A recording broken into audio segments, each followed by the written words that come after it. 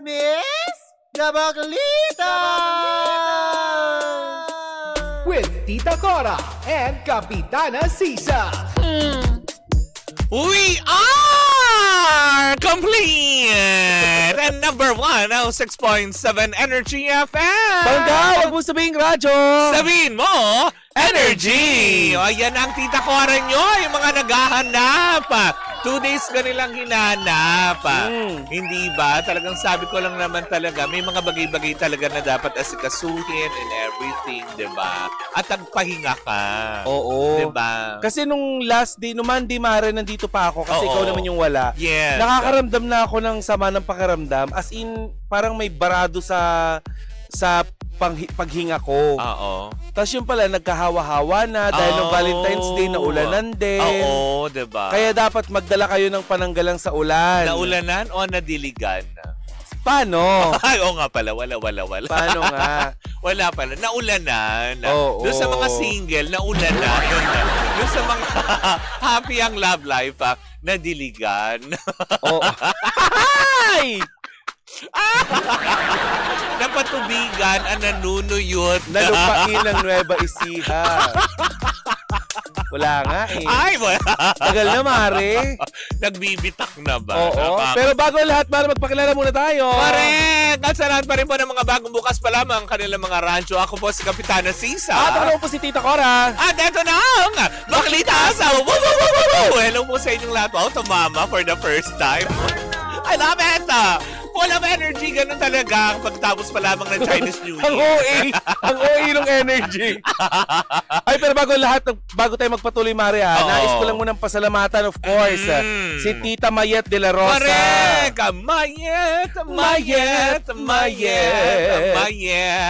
Yesterday. In fairness, tayo ay, alam mo yun, naimbitahan sa kanyang media press con kahapon Oo. dahil may inilunsad nga siya mga bagong, alam mo yun, design ng mga jewelry. Corrected by At very Mare. affordable, in fairness. Pero sabi nga niya, di ba, mag-invest kayo ngayon dahil ang gold ngayon tumataas. Grabe ang itinaas. Di ba? Oo. From parang last year lang, nung sinabi nga niya, magkano lang ang gold, parang sabi nga niya, per gramo, nasa 4,000 something. Nagulat ako kahapon nung sinasabi niya, ay Bing, ang per gramo na ngayon, hindi makikita sa our papa, sa Mayet de la Rosa. Correct. At diba? hindi ito inaabot ng palihim. Hindi. Saan ko nga ba nasabi yun? Kasi ganito yan.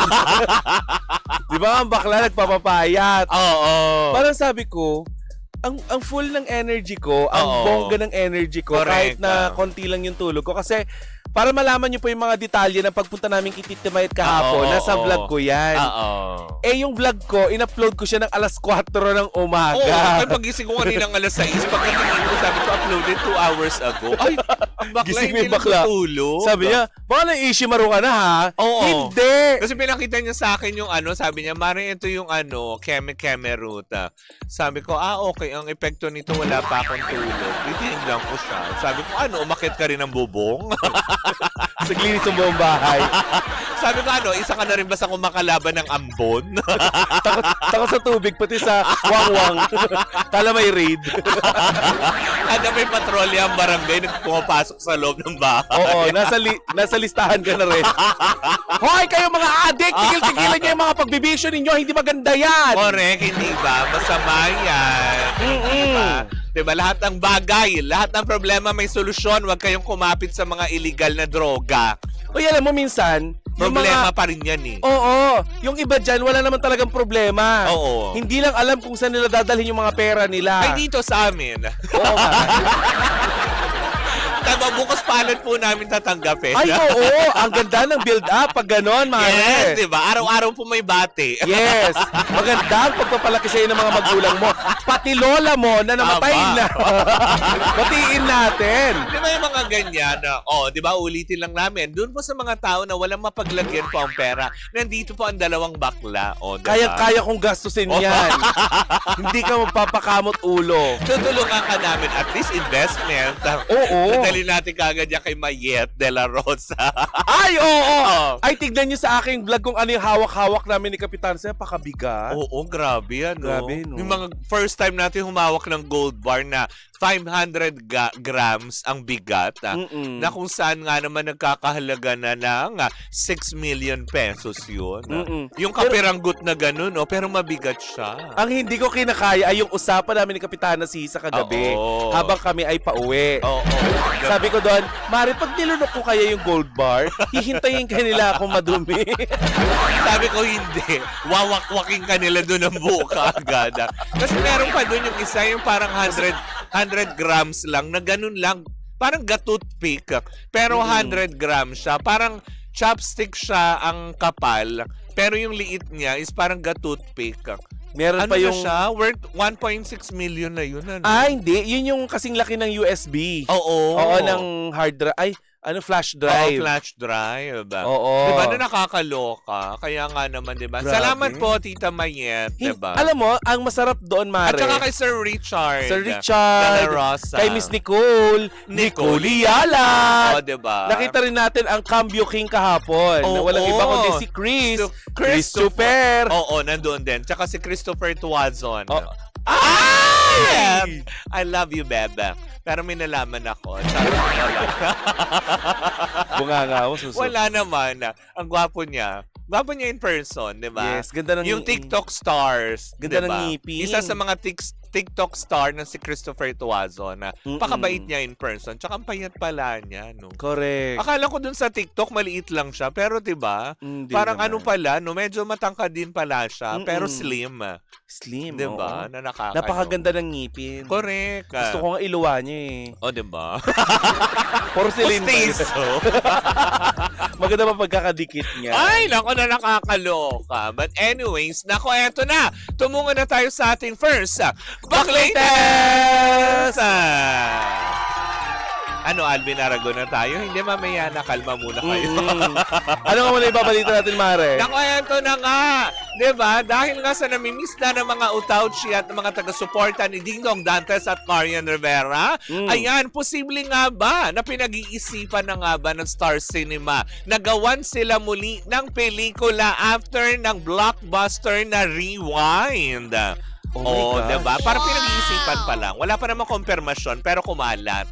Diba? Sa ating industriya, habang may bata nang gumugulong dito sa gilid ko. Oo. Yan. Pero alam mo, Mare, nabalitaan ko din yan. Oo. 'Di ba? Na parang pinagpaplanuhan na nga daw ng Star Cinema na produsan sila ng panibagong sequel na may kinalaman na naman daw sa family.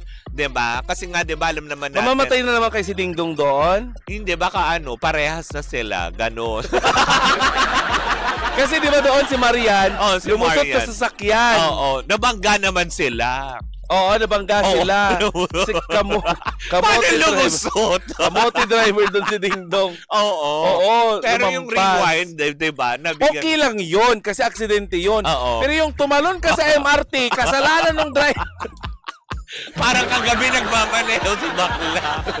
Sabi ko, Mare, nasa EDSA ka. Oo. Tumingin-tingin ka sa ibabaw, ha? Baka biglang may lumagapak dyan. Kasalanan mo. Alam mo, sabi ba naman niya sa akin, ay, ba't kasalanan ko? Nandiyan ka. Uy, Oo. pasahero mo lang ako. Ikaw ang driver. Pero ikaw ang ihahatid. Ikaw ang...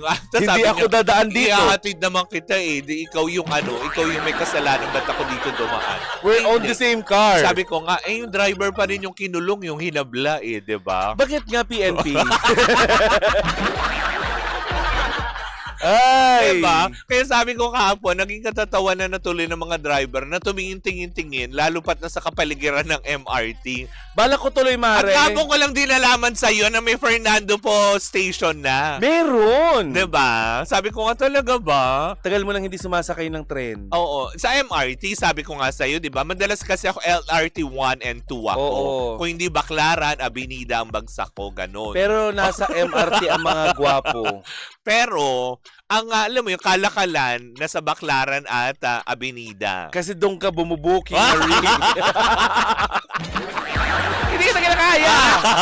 Pero yun na nga, di ba? Kung alam mo yun, kung magiging totoo man itong Star balita Cinema na to? Oo, Star Cinema. Talaga. Pinag-iisipan daw. Ito yung chismis pa lamang, wala pang konfirmasyon. Pero kung totoo man ito, it's a good news, di ba? Dahil matagal na rin talaga inaantabayanan ng Dongyan fans.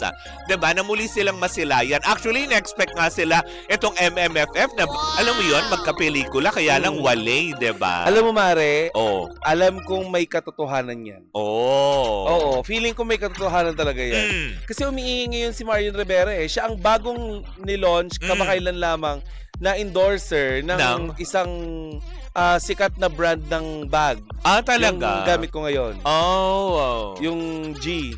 Ah, talaga? Ayun, oo. Kinuha siya? Kinuha siya. Nilaunch lang siya nito nakarang araw lamang. Nung ano yata, Tuesday. Hello sa mga taga-G. Ah, talaga? Sa mga taga-Gucci. G-Shock? Oo. G-Shock? Hindi, pero yun nga, as in talagang grabe. Pero kung totoo man ito na talaga, maraming fans ang talagang, alam mo yun, na kumaga parang na-excite sa idea na ito. Idea pa lamang ito na chismis na pumutok. Pero marami na na-excite, diba, na antabayanan sila. Isa na ako doon. Congratulations nga pala to Ann Curtis and Jericho Rosales kasi for the past 7 days, ang pelikula nila nag-gross na daw ng 97 million pesos. Diba sa Taquilla? Kaya naman sa mga oras na ito, nananawagan po kami sa MTRCB. Correct! Diba, Yayi? Chair Lala! Hello po! Magandang umaga! Na makapag-review na ng mga pelikula. Oo. Diba? Na nakakaloka. Good morning sa inyo!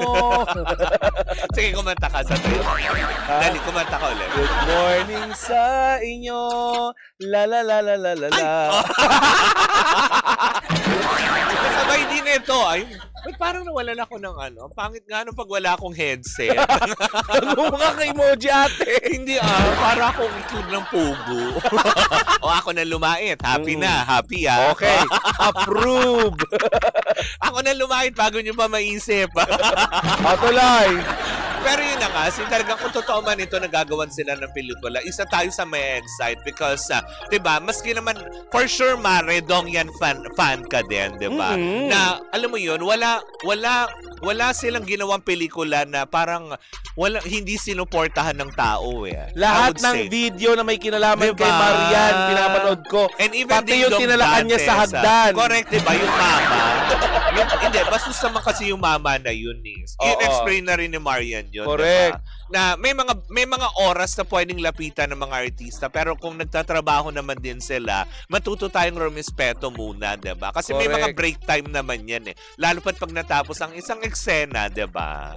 So, 'yun, wag niyo masamain in case kasi yung iba nag-i-internalize ang kanilang mga eksena. Tapos biglang alam mo 'yun, bigla niyong kakatin yung kanilang internalization.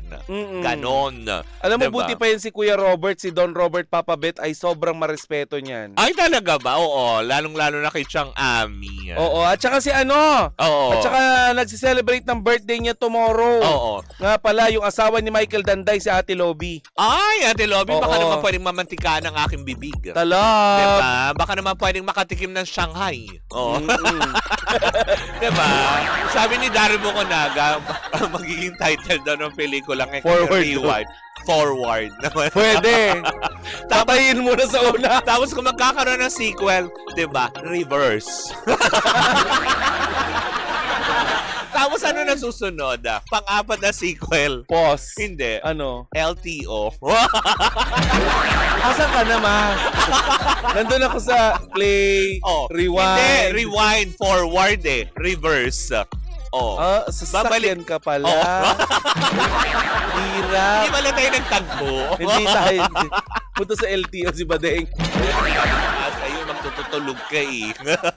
Hoy! Ako pa talaga Ikaw tumalayo talaga doon. Pabati po sa GNT Express Incorporated na si Sheridan HR Department. Nakikinig po kami sa inyo. God bless po. Ralph Escarta. Hi sa mga taga JNT Express Incorporated. Hello po. Yan, mga Magandang friends morning natin po. yan, mga taga JNT Express.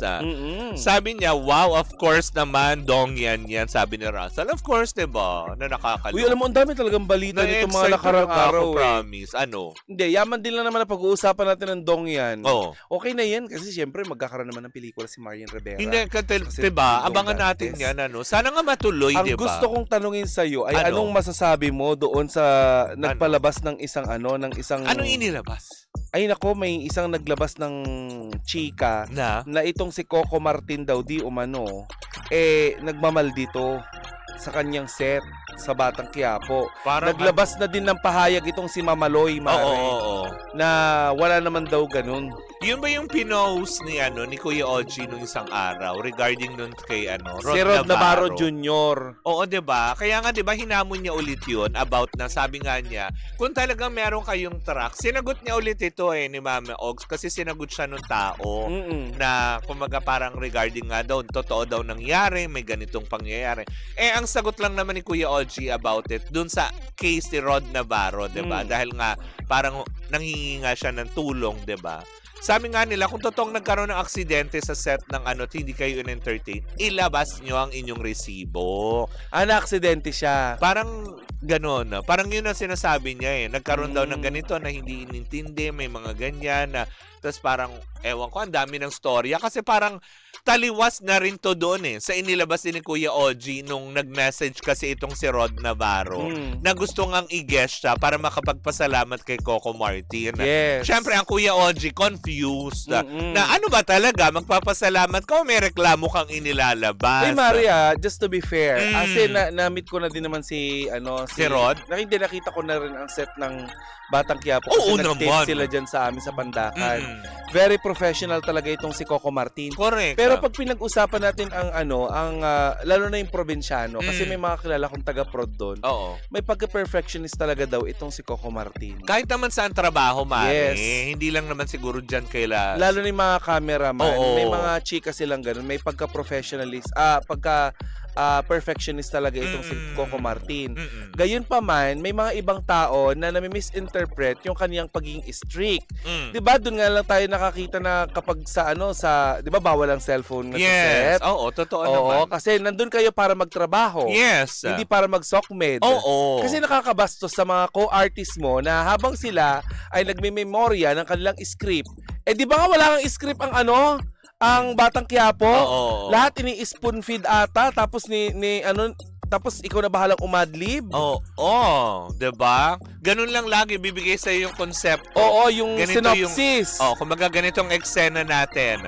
Hindi, totoo naman, wala silang script talaga. Minado naman talaga sila.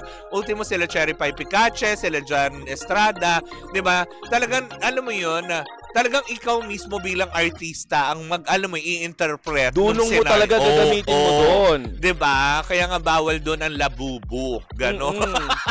Kaya in defense naman kay Coco Martin, hindi naman siguro gano'n na minura. Hindi.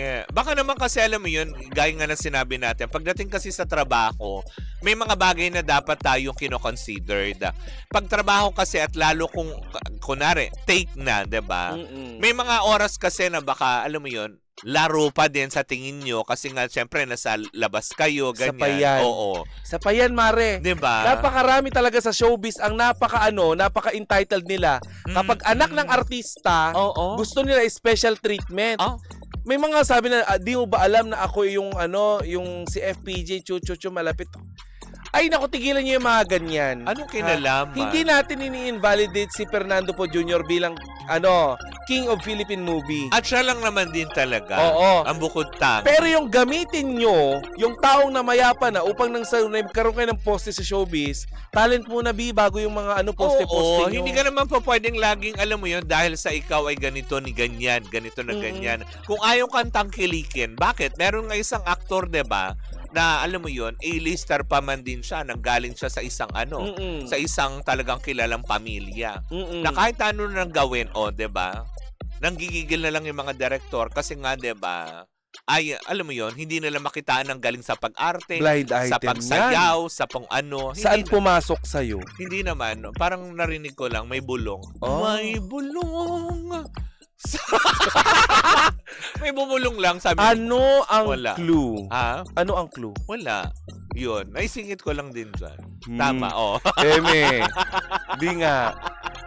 Kasi may kilala din akong ganyan eh. Diba? Oo. Ang dami natin kilalang ganyan. Anak ng Ah. Oo, anak ng premyadong aktres. Oo. Sikat. Oo. Hindi siya anak pala. Ano? Pamangkin ng May- ng mga aktor. Oo. Kasing apelyido So, nila. related pa din? Yes. Oo. Related. Mm. Pero ang nakakaloka dito, Mare, kapag Oo. maka-arte daw sila, wala siyang buong bibig na, oh, my tito, do this, do that, chu. Ah? Have done this, have done that. Ah, ganon. Oo. Eh kung ako ang kaharap niya, sasabihin ko sa kanya, ba't hindi mo magawa? Binira tuloy siya ng isang direktor. O ano? Uy, sana ikaw din ganun ka. Oh! Pahiya siya. Very good. Oo. Pahiya siya. Kasi hindi niyo pwedeng gamitin bilang parang pang front, no? lisensya. Oo. Ganon. O hindi niyo ako pwedeng anuhin. Anak Oo. ako ni ganito. Kamag-anak ako ni ganito. Alam mo yung mga sikat na na apelyido sa showbiz? Ah, Gutierrez. Oo. Cruz. Yes. Ano ba apelyido nila Ano? Nila Ranilio. Oh. Diba? Sila Matranilio Oo. III. Yung pamilya ng Eigenman. Mm. Diba? Yung mga kilala yan. Tapos yung mga pamilya ng Hill. Oo. Diba? Yan Si yung mga... Sherry Hill. Oo, si Mark Mark Hill, Hill. si Rosemary Hill, ang kanilang ina. Oo. Diba? Si Enrique Hill. Hindi nila Hindi na related! kamag-anak yun. Hindi sila kamag-anak! Hindi ba? Bakit ka nag-Hill kung di ka... Gil kasi yun. Talaga? Enrique Gil, gano'n. Oh, eme mo ako. Alam mo, wala akong tulad, papatulang ko yan. Enrique Gil. Oh. Mga Padilla. Oo, Yes. De Leon. Diba? Ayan, De Leon, of course. Sa mga nabanggit namin, Oh. nandyan yung blind item ko. Ay, talaga. Aktor. Sa mga pamilya. Lalaki. Oo. At hindi na siya binigyan ulit ng ng proyekto, hindi na madalas. Oh. Kasi lagi yung sinasabi na, alam mo during the time ng mga tito ko, Keme, Oh.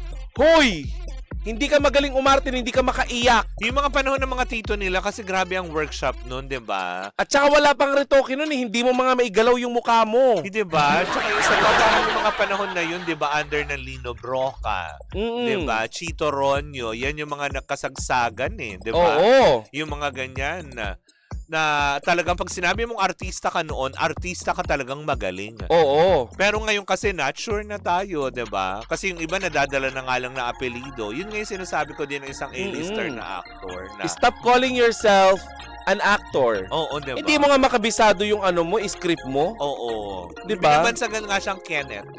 'Di ba? Kenneth. Kenneth Dance. Oo, Kenneth. Kenneth Sing. Kenneth. Kenneth Aka. Oh, Ganon. Kenneth. Yun yung pangalan niya. Kenneth. Oo. Si Kenneth. Gatong wala akong borlog masyado. I cannot take that.